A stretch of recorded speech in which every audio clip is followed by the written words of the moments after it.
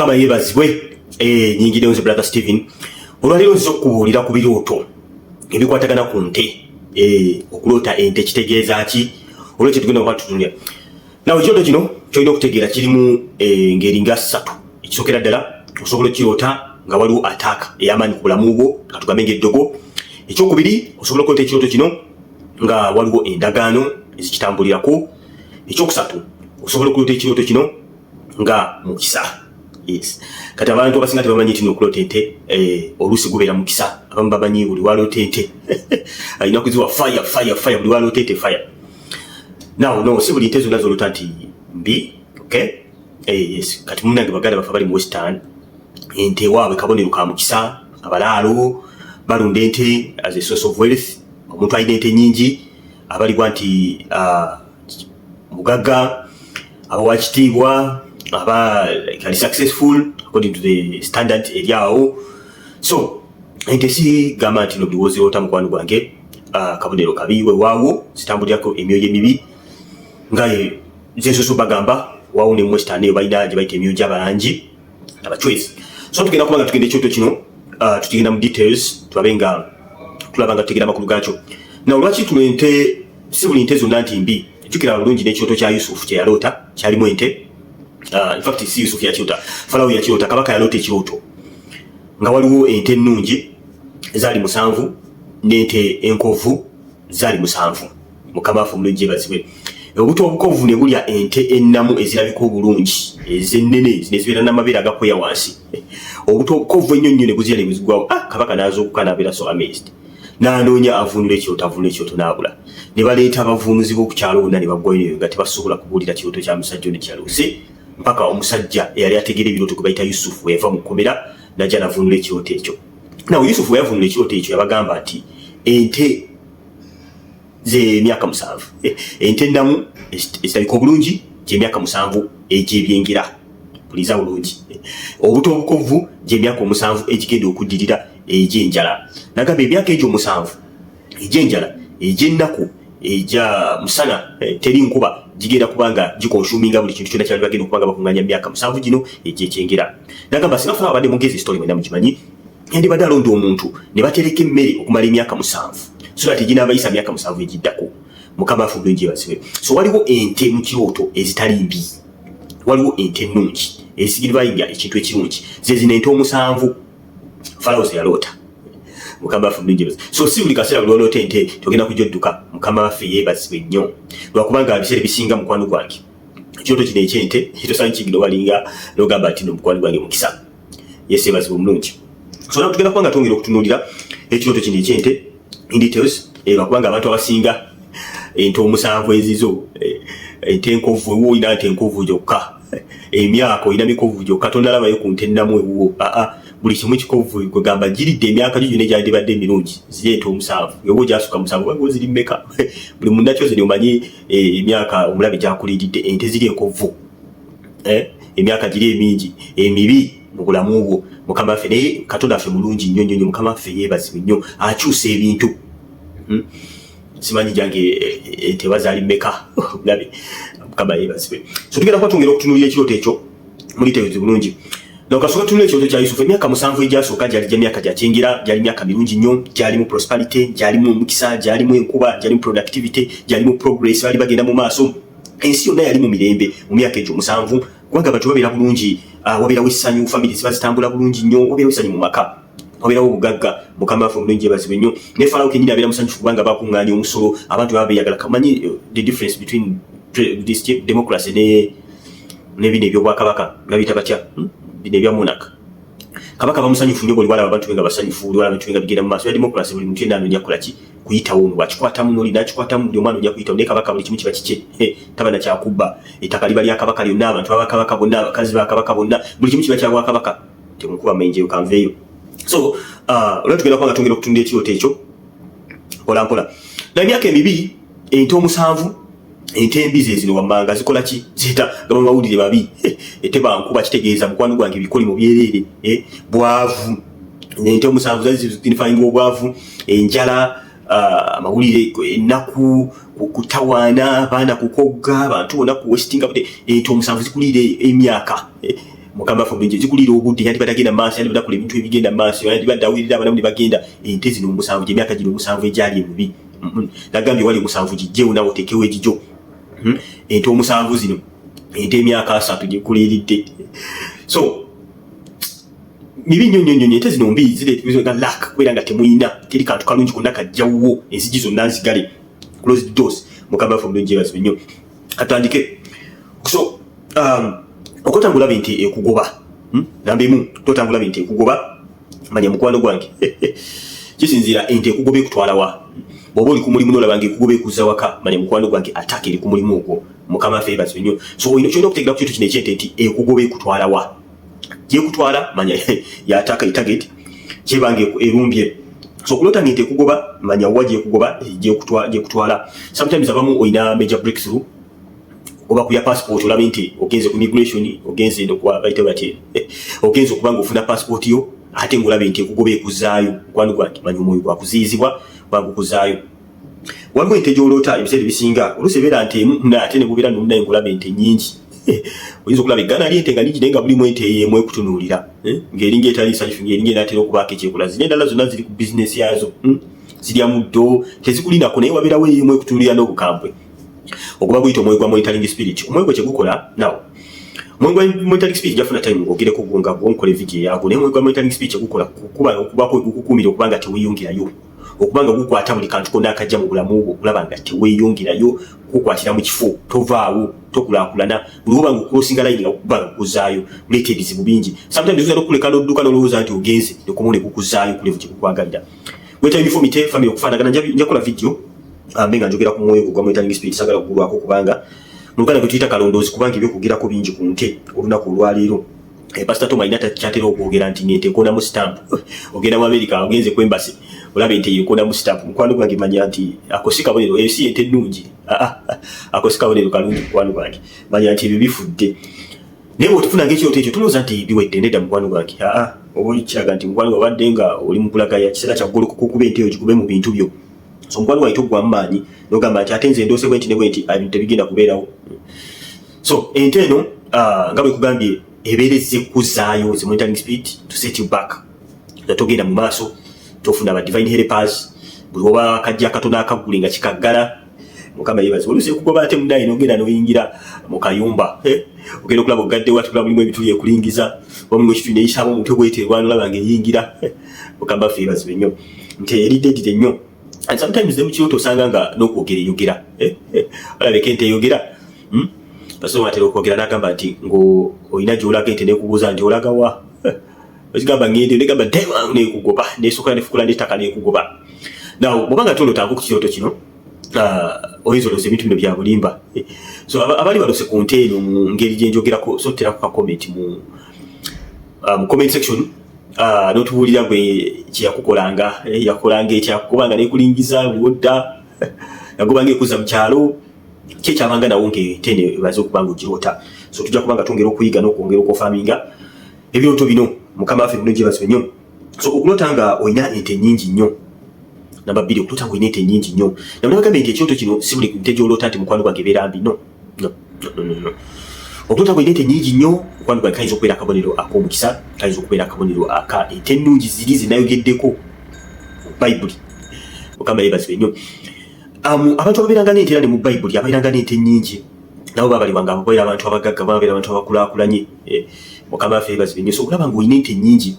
mu kirooto naddala mu bawesitaana mukama ayinza oba akulaga that you're blessed kubanga ebintu bisooka mu nsi ya mwoyo nebyoka bimanifestinga mu nsi eno yaffe ey'abalamu ey'omubiri so okulota ng'olina ente nnyingi asobola okubeera akabonero ak'omukisa ebeera very careful tambuliramu emyoyo gy'abalangi n'abachwezi kisinzira ente ezo zikola ki mukwano gwange ezo olota ng'olina ente nnyingi naye ng'olaba kebeera so ente ezo kyezikola mu kirooto zirya ki zikola ki mukama waffe yebazibe nnyo so kikulu nnyo okumanya ente eyo kyeri mu kukola mu kirooto n'okubanga otegeerera ddala amakulu gaakyo singa okukozesa ku nte eneemu bannaye ente eneemu ngiremeddeko kubanga eri so stable mukama waffe yebazibe nnyo otasobola nga alina olubuto mukazi w'olubuto nga kwegamba ye tayizaala waliwo emyoyo egimulemesa okuzaala munaye wafunye olubuto ente naagiroota ng'emutomera kakana ng'olubuto lukoze ki olubuto luvude bana ebintu bitwagamba bya ddala abamu just because ekintu toki experience ngako obusibe bw'omulala abamu just because ekintu toki experience ngako ogamba buno akyo tekiriyo mukama faminjizo kebera mu comment ojja kulaba kebera mu comment buli mukyenda ayita Katonda kyakola ki kyamusumululamu so kulotange ente kutomera mukwano gwange manya nti waliwo kizo okutta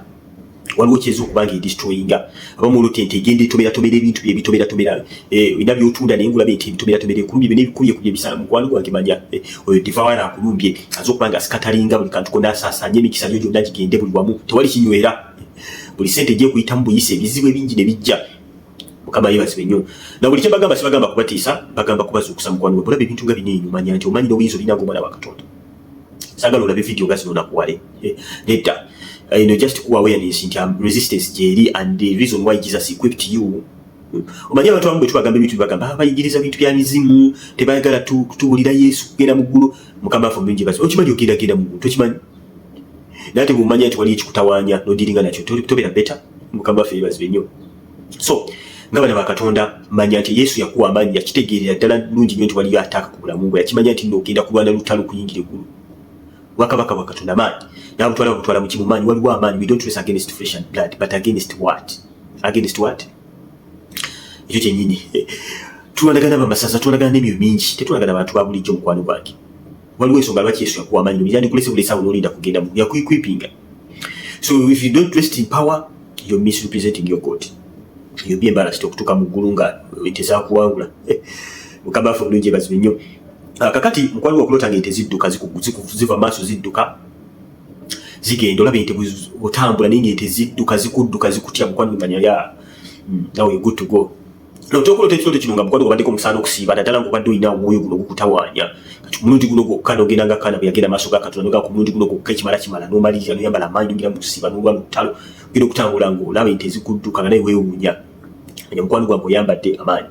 kyolina okutegeera nga munakyo zeni nti emizimu giri kobonayizinga n'oyitini okusinga abantu kyobalaba Yesu yali atambula emizimu gyajja omusajja ali mulijjo n'emizimu gyajja nagwa wansi n'atuuka ku Yesu n'agamba taata otwagazaaki oyagala tudisituinga akaseera kaffe tekannaba yayira omusajja ali anointed mujjukira mulungi nnyo ne aposo wazita aposo kono waliwo abavubuka bali bagoba emizimu nga bagamba mu linnya lya aposo po mu linnya lya Yesu oli po simanya gwabuulira